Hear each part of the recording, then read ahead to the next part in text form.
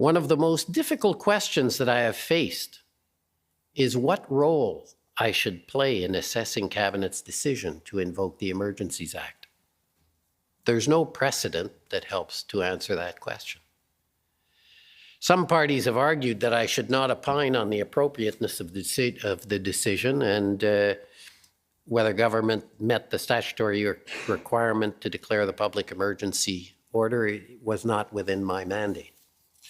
They note quite properly that determining the legality of the government's actions is the role of the courts of law. Others, however, have argued that pronouncing on the decision is the raison d'etre, the very reason for this commission.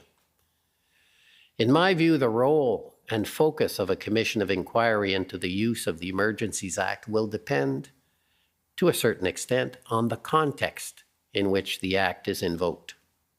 In some instances, it may be beyond doubt that the conditions for invoking the Act were met. But there may be other questions that require careful review. In the present situation, however, I'm faced with a statute that has never been used or judicially interpreted. Serious questions have been raised as to whether the legal threshold to use the Act have been met. My assessment of the circumstances surrounding the invocation of the Act, therefore, inevitably involved a consideration of the Act's requirements. While nothing in my report is in any sense binding on the courts that may hear legal challenges to the use of the Act, I have decided to set out my own views on the invocation of the Act and the measures taken under it. After careful reflection, I have concluded that the very high threshold required for the invocation of the Act was met. In particular, for reasons that I discuss in detail in the report, I have concluded that when the decision was made to invoke the Act on February 14th, 2022, Cabinet had reasonable grounds to believe that there existed a national emergency arising from threats to the security of Canada that necessitated the taking of special temporary measures. I do not come to this conclusion easily, as I do not consider the factual basis for it to be overwhelming. Reasonable and informed people could reach a different conclusion than the one I have arrived at. The fact that circumstances evolved to the point where Cabinet reasonably considered it necessary to invoke the Act is regrettable, because in my view, the situation that led to its use could likely have been avoided. As I have explained in my report, the response to the Freedom Convoy included a series of policing failures, though I have also identified sound practices employed by some police services in their response to relevant events. Some of the missteps may have been small, but others were significant. Taken together, they contributed to a situation that spun out of control. The failures were not only in policing. Preparing for and responding to situations of threat and urgency in a federal system requires governments at all levels and those who lead them to rise above politics and collaborate for the common good. In January and February 2022, this did not always happen. Had police forces and governments better anticipated and prepared for the extent of political and social discontent exacerbated by COVID-19 pandemic, particularly in the environment of misinformation and disinformation so prevalent today, and had they collaborated more effectively, there could have been a different response to this unprecedented situation. It's likely that such preparation could have avoided the necessity of invoking the Emergencies Act.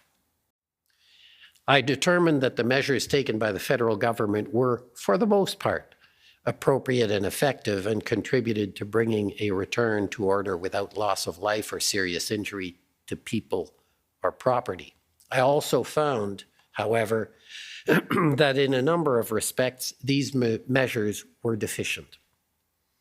These included important aspects of the Emergency Economic Measures Order, such as the absence of any discretion related to the freezing of accounts or assets, and the failure to provide a clear way for individuals to have their assets unfrozen once they were no longer engaged in illegal conduct. Drawing on lessons learned through this inquiry, my report concludes with a set of 56 recommendations. My recommendations relate to 6 broad areas: policing, federal intelligence collection and coordination, critical trade corridors and infrastructure, reforms to the Emergencies Act, other areas for further study, and follow-up and accountability following the release of my report. I hope that these recommendations will go some way to addressing the various issues and deficiencies of a systemic nature that I identify in my report. Before ending these remarks, I would like to make a few comments about the Emergencies Act itself. I have already commented that it is regrettable that the situation across Canada deteriorated to the point where Cabinet reasonably believed that the use of the Act was necessary. We can all hope that such an exceptional confluence of events and circumstances does not occur again.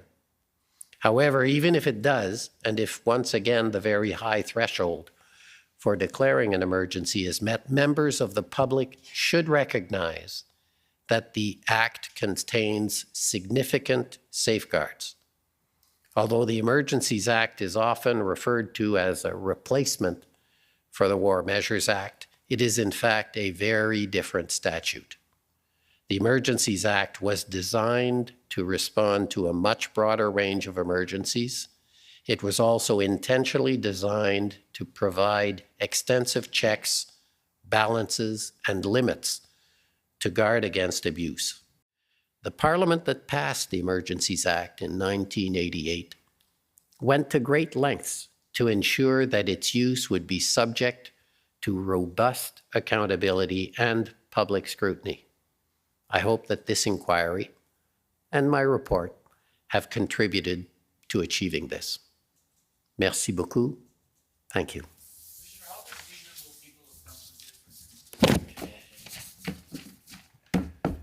Enjoy the report.